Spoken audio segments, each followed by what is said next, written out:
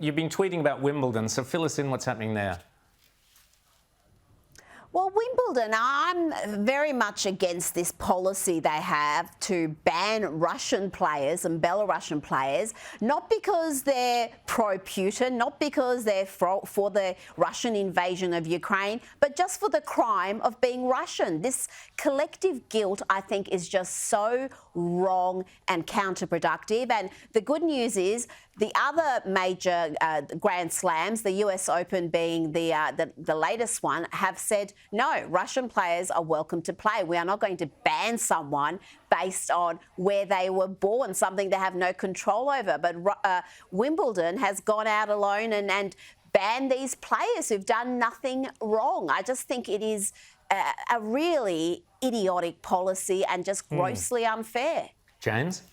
Oh, yeah, no, I mean, it's straight out of the leftist playbook, too, though. It's collective guilt. Yes. It doesn't matter what your position on Putin is. You have white Russian privilege, That's what they're talking about here. And the idea that we, bar people from this, even athletes who said, that they were actually actively anti-Putin themselves, which is, of course, a pretty dangerous tack for them to take.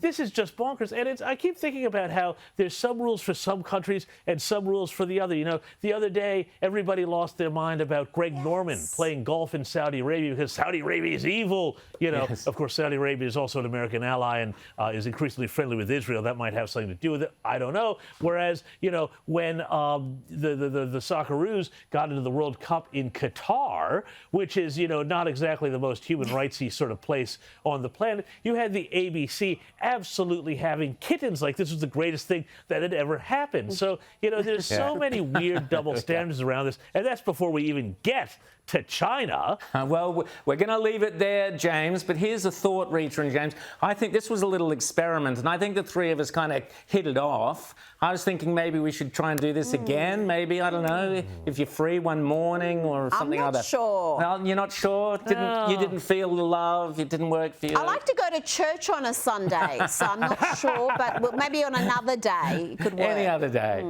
Rita and James, great to be with you. See you soon. See you Sunday morning, 9 a.m.